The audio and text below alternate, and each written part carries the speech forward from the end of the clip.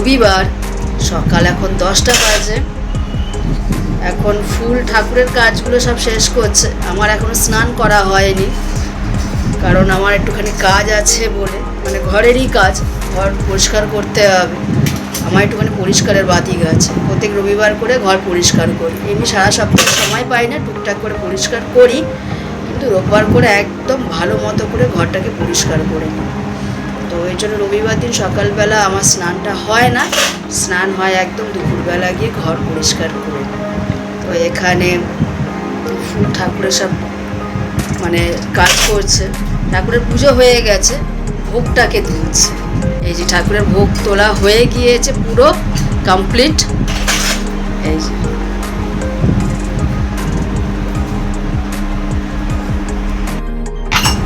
সকাল সকাল 1 cup liquor চা এমনিতেও খাওয়া হয়ে গিয়েছে। আর আজকে সকালের টিফিন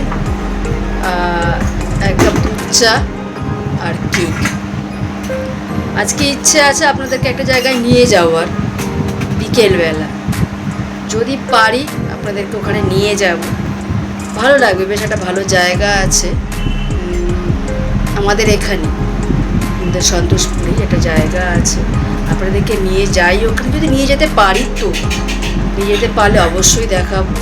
নিয়ে যাই ওখানে, আপনাদেরকে গিয়ে দেখাবো। তখন তা চলুন, এগুলো এখন ঠাকুরের কাজগুলোকে শেষ করুক, তারপরে আজকে কি রান্না হচ্ছে এক ঝলকে আপনাদেরকে দেখাবো।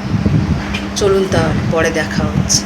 আজকে দুপুরের রান্না বোয়াল মাছ, আলু, বেগুন আর কলমি ডাঁটা দিয়ে, আর ওইদিকে আছে হলো কলমি শাক। আরেকটা রান্না হবে, সেটা হচ্ছে আলু বেগুন দিয়ে বোয়াল মাছের মাথা দিয়ে চচ্চড়ি।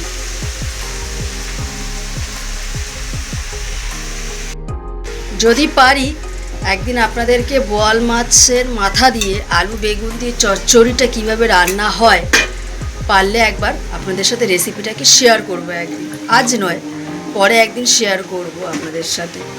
তো চলুন, ফুল এখানে রান্নাবান্না করুক, আমার অনেকটা কাজ হয়েও গিয়েছে। তো পরে আবার আপনাদের সাথে দেখা হচ্ছে। তাহলে পুরো এখন 2টো খাবার, বোয়াল মাছের তরকারি, এখানে আছে কলমি শাক, আর এই হচ্ছে সেই বোয়াল মাছের মাথা দিয়ে আলু বেগুন দিয়ে চচ্চড়ি।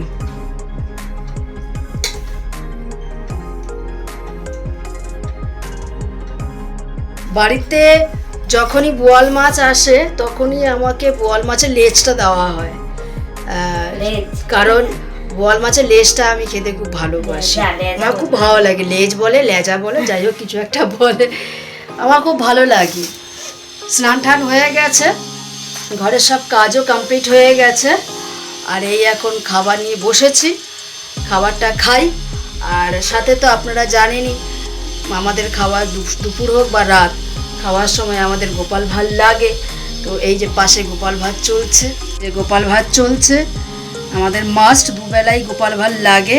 গোপাল ভাত দেখে খেতে খুব ভালো লাগে। খাওয়া দাওয়াটা করি, পরে আবার বিকেলবেলা যখন যাব পার্কে, ওটা পার্ক ঠিক নয়, আবার পার্কও বলা চলে, যাই, গেলে আপনাদেরকে দেখাবো, তখন আপনারা বুঝতে পারবেন। তো চলুন খাওয়া দাওয়াটা করি, আবার পরে দেখা হচ্ছে। আর এর মাঝে যদি কোনো কিছু মনে হয় আপনাদেরকে দেখানোর আছে তো অবশ্যই দেখাবো। তো চলুন খাওয়া দাওয়াটা সেরে।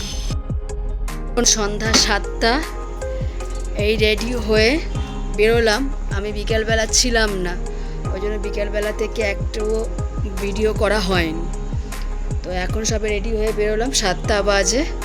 আর ওইদিকে ফুল আসছে। Hi, good evening. আপনাদেরকে গুড ইভিনিং বলছে। আপনাদেরকে যে পার্কটায় নিয়ে যাওয়ার কথা বলেছিলাম, সেই পার্কটায় এখন যাই। চলুন আপনারাও সাথে চলুন, ওই পার্কটায় গিয়ে আপনাদের সাথে দেখা হচ্ছে। চলুন তাহলে। এই সেই পার্ক, কথামৃত উদ্যান বরফা।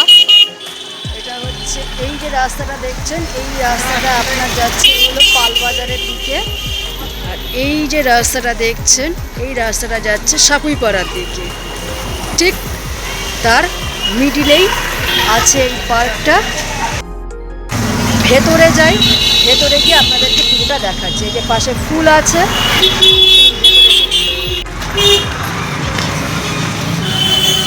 এটা পার্কে ঢোকার এন্ট্রিটা। চলুন উঠি। বাবা আমি তো উঠতে পারছি।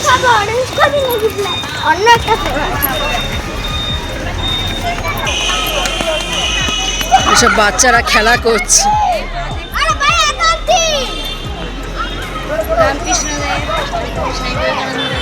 এখানে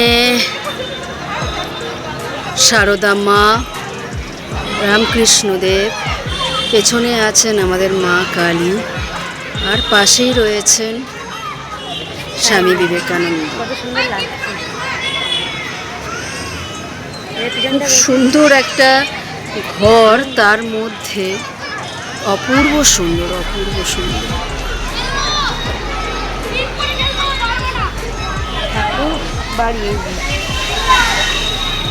আর এই গাছটাকে এত সুন্দর করে লাইটিং করেছে, কি ভালো লাগছে দেখুন একবার, দারুণ লাগছে।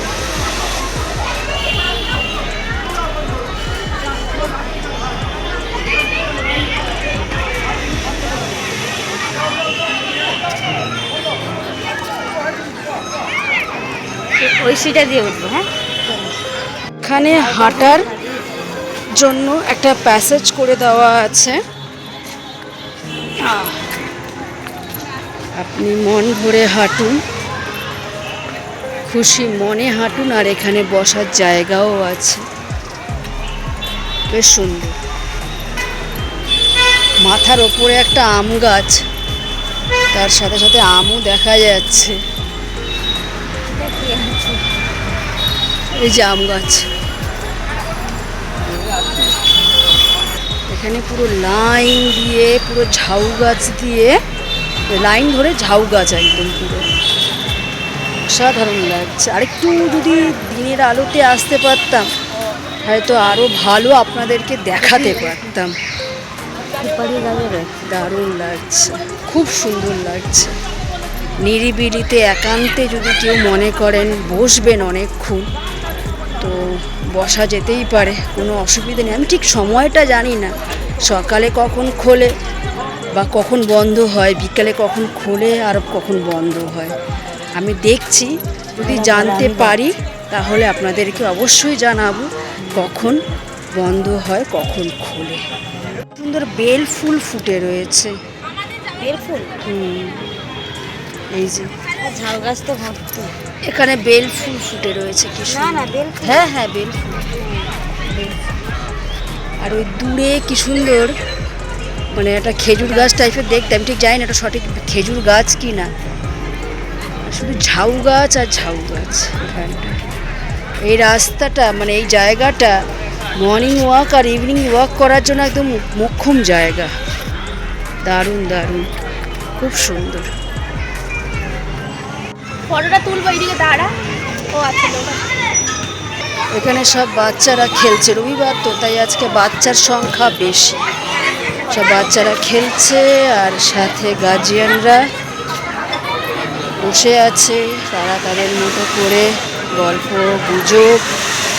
সপ্তাহে এই দিনটা বেশ ভালো লাগে, সারা সপ্তাহে ক্লান্তি একদম কেটে যায়।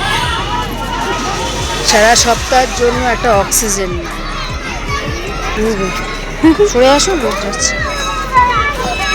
এখানে স্লিপ আছে, এটা কি দারুণ না? পাশে এই যে, আর ওখানে দোলনা।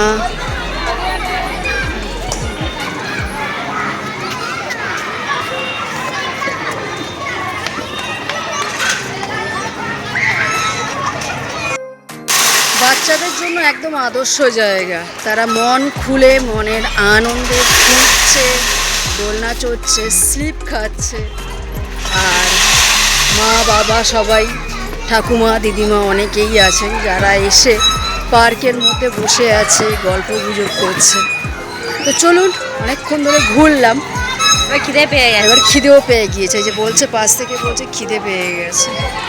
চলুন দেখি যদি সামনে কিছু খাবার পাই তাহলে খাবো। আর দেখি যদি সামনে কোনো জায়গায় লেখা থাকে টাইমিংটা কখন থেকে কখন খোলে বা বন্ধ হয়, যদি লেখা থাকে আমি আপনাদেরকে বলছি। বেদিটা দেখছেন, এই বেদিটা করা হয়েছে, দুর্গা পূজা হয় এখানটায়, প্রত্যেক বছর এখানটায় দুর্গা পূজা হয়, আমি ছোটো থেকে দেখে আসি।